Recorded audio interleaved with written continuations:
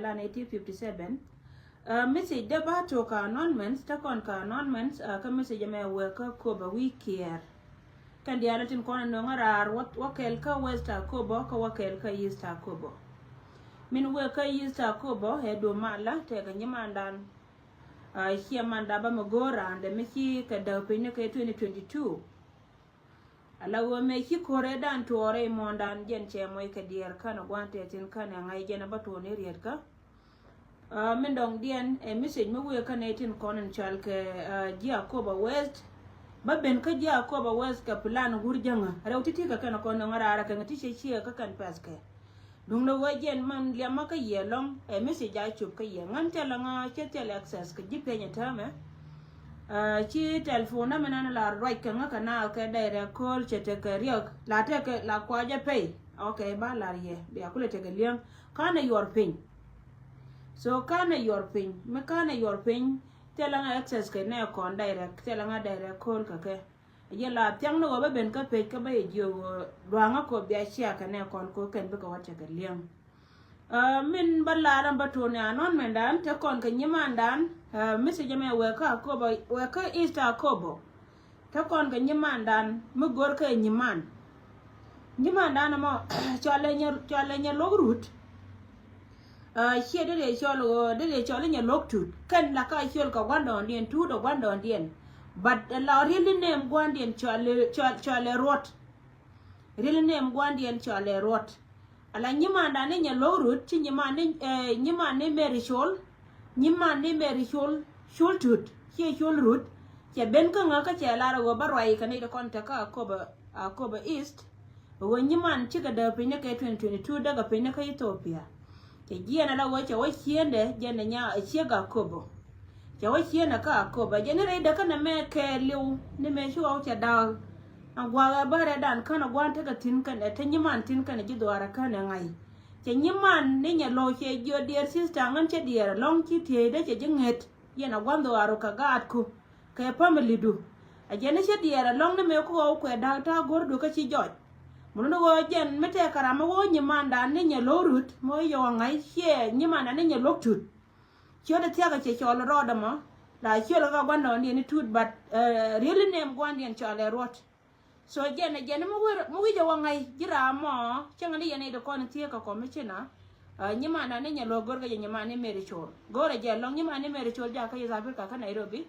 changa yoda ka wo jen baba long ko jen gore je da man nyimane da ngai jene mu we jo je sia we jo je ka bia ngai yene kon chal ka jisheng de yene show inbox and then they come telephone cha bla ko social media chetil che ka telephone cha ka gora wa ba ka chia ani mete ka telephone mo cha yon nyal ka pan raising ba telephone mo la telephone gwanda che ka mente ka nyima na ne meri chol cha bla ka social media bad yen ba ngaba yen boka je ka ba ben kam ye so nyima re sister nya lok cha je gore nyimo ka diere long ko jin tire daka ni me ko da je na kana malun kana ngai mun no go chi te de che jinget che wiya ka re de we je che chimal ka kwi ka mi ka wona mo yana wallen yana gwando aro ka mani yana da kon ta ka yisa kobo munga yanya manda ne nya logrut che nya manda ne nya logtut so dai yana goro gwa wajen dai yana yin boka pass ka dai nya mani me ritual to ja ko wajen bayangai so information mo again we do ran ka yisa kobo week year ka we ka kon dial kon ne kon la kon gwi gwa me ka pe en go cha nya manda na mo cha chole nya man ka die lo mi di da long ko kwi ko goro ja ba male bengai again la roye nanen we kanaitin kon chal ke ji we ta kobo message me be na kare do aran shere mon ka jongole state wur mi chal ke doctor ye ga la ga bana do ar mi chal ke jongole state la ga bana jani wache jien ka joge da ne pai we jo che jien ka joge da ne pai we jo che woko kworde ni mi chal ke santino den wol che woko je che jo den wol che jo ngan goro go binga moy kamai che jongan gore je wo binga rep ka mai te ba nong ne ka wat so ki de wole joge ka na che chop tin ta ma che ka ma bala da na mai tin ka yene de kon di altin rong en go jen te wal tin da dur kun ta ka ko tare mala men balar ji wo jin point go na titi na te la mai te ba kam ne ko ta kon ta ka wat che te doro wa ni dia la kon ki la ro ba dikke na ba ka rep ka mai raye mo gore go balar ji westa ko bo ka balar law dia la kon te pin ko jen biya te ka lengtin an wo je no ngom la ka pilana nan ta pin ki den wala la ne no chama ke ka bitop ko on teme gor no wo bit mal be chop den wol che wur mi chal ke doctor ya gay ko la gabana dor mi chal ke jongale tet ko la gabana jani min naga nuare ka no den jongale che jo chama ke ka bitop and then me che gu yen go jen point da cha mai bitop den wol ko den wol go loy de go den na wara mal mi cha kwari na nan cha nyoka kwende ka na ko lo nyoka no ka to 2025 to 2026 de ka na ko lo nyoka no ka woda ka 2027 ala wa jen plana mo goro je de na dia altin kon ta ko na ni dia ka South Sudan to ko de ka calm down right now de kon pare malam na nan ta ka tin ka ku ko ba kwarian ba ko lo ko kan ta ka election so men che gu yen na man gargai ko go lo de je wa jen ba lo ba ka yingna a lo to kon re lo ka che jo ba wa ka selfa me che wur mi chal ke den wol le wo report me wa chop ka selfa wo ka mai te ko na cha ko no ka nang nuori e ka pene na ko je na gore je be mala ko le chop ka nuor territory dor nuor di ala kon che we ge che ga che jo chu we le ngaga ye na di ala ko le ye na gur ko information me be jerun be je golde and then che den wol che je chi den wol je ge chu le wo chu le chop ka selfa kin ma ya dit an be ji moy ka mai so cha mai ka mai de jen barau ti ma kur barau jen barau mai ni shi ka kur barau ka shi ka 7000 le nga ja gwa cha mai ka mai de jen barau ke rew diog ngwan di ba kal barau ba dog ba ngwan wol na ka barau ling yana ba la daga tong na mai ti jen barau 70 guns cha ka to bur mi chal ke e bur mi chal ke ya gai ko awa ngwan dei kana dei mai ni kana dai mai ne cha ka to wurmu cha ka doctor ya gai ko en wajen cha ka nan ka wat filana kwara nan ka wat ma kwala goro ba larji west akobo kan ci kana le humanitarian nan goro ba gad west akobo tin chu tin cham ga ni ritwari kana tame cha ngai wajen ne de ri de nyur anytime soon re doran ko de na de ka lo attack dia na waka kani ne daro titi yenji west akobo in 2 days time biate ka attack dor mu chal ke wujal le nga jagwa biate ka attack dor mu chal ke wujal twara je yak karodun ke information man no ngani mala to cha mai kam ning te tigbor mai man jawni ni wura na ni chal ke ngar ka la garan kir liade ning te tigbor mai man jawni ni dole chal ke tai dor ku jara me cha no mai ti jen baro tu wana de kien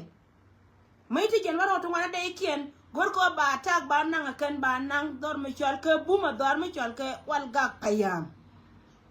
kajen min ba nang kan chicken be nang direct ba nang kareo ba nang la wajen bal bale la surprise attack bika wakareo bika wakai charan di je na ka wat ba je ni dor mi chal ke wal ga ken ka bika wona na ka wajal la wa bika wakare wang ramangai witte de bika red ka witte de minan bika waka kam dor mi chal ke wulang ba je ni wajal ken ataga mo we wujal ko kuiko chi humanitarian chi luok kana de wo ngai kana te kana de chi won to me wa penu kon ka jen plan cha la de gabana do arma chal ke jongle che kula wurjani min tu ga lok so rai ma jena be ka ngara ar ko gore je biya linga pe jena de kon to ka weta ko bo wo chara je ye karorun kel in 2 day time biya te ka attack me bana ngai ning tet tibor ala luok jai ni wurma chal ke taidor quest yanga jagwa cha no mai ka de jen baro ka de ka tungwan na kan to ala go jen be kana taglat ani time sun joni ya tai jena yen ji dor mi chal ka walga ala walga kana wajal tai jena so information na roto kana kono ngara ka pel yene dia la ko le yana gur twara je ya karodon ker ko share a chup kan ne kon ka pel so bia ne kon bia ka jakob bia ka alat ka bia ba ngayaken o wur mi chal ka ning te tikbor ni tai dor ko cha nong dai mai ni ko gora ba tak ba la dor mi chal ke wajal so ta to ka ken ko be ka ngarar pla du nyima ndan gor ka nyima ne nyalok rut che nyima ndan ni nyalok tut ka akoba west wikier akoba east gor ka ji longa nyimor chen te ni pin chen che ga me ka ngi je kana gwando are ku ngin bo ka jen poinde biya nga cho kam number yen ko ba number ba kam nyiman bi ko je ka nyiman ti nyiman che te ma long ka che nget che gu ye wo chi nyiman che te kare tore di de da ne ta na tin wan mai ka jen da ka pe ne ka 2022 so Pilar go yene de kon te ka weta ko wudu na te jena yes so garmi chal ka GYG information me ko pas ka ne kon chinen ajiram kel lere gare lere go ning te tik bor mai man jawni ala kweli chal ka tai doram to wi kwaru kweli jen be jiena la go goro go ba dor me chal ka wal ga be ata ka jen bi ko waka mamping jel ka surprise attack ta mai ke no nga gabana wur me chal ka ya gai ko ala gabana jani min tare dor me chal ka idor me chal ka ngada ka chale di dor ya nan chal ka jongole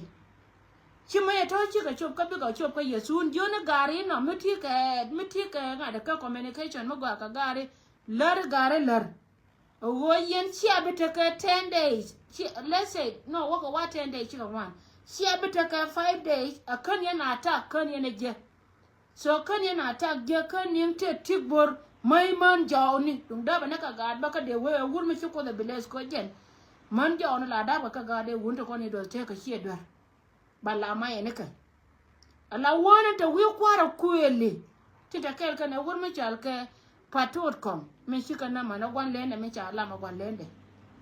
so rai me jana be ka ngarar ka yene tindi altin konti la ling che to ka non me ne shia ka news me jira ma guru je go bi ngoko ban pin ka dir ku wo me ling ni news che to ka news go ro bo ka analysis go ro te ka te ba analysis ma ka me se ba we ka wur she nyar kwai ke le che no pan wur she nyar kwai ke le da ne che no pan dor me chal ka northern America goro wote ka tito do goro balarji tito to kon goro go balarji pan ti be ngun ko jio community nyar kwai keli won go ne ne ngina ye go che nyar kwai keli amen cha na wan ngina ye go gurmi chal ka ma bodol ka ne gurmi chal ka ne gurmi chal ka patot kong tin konti la kuel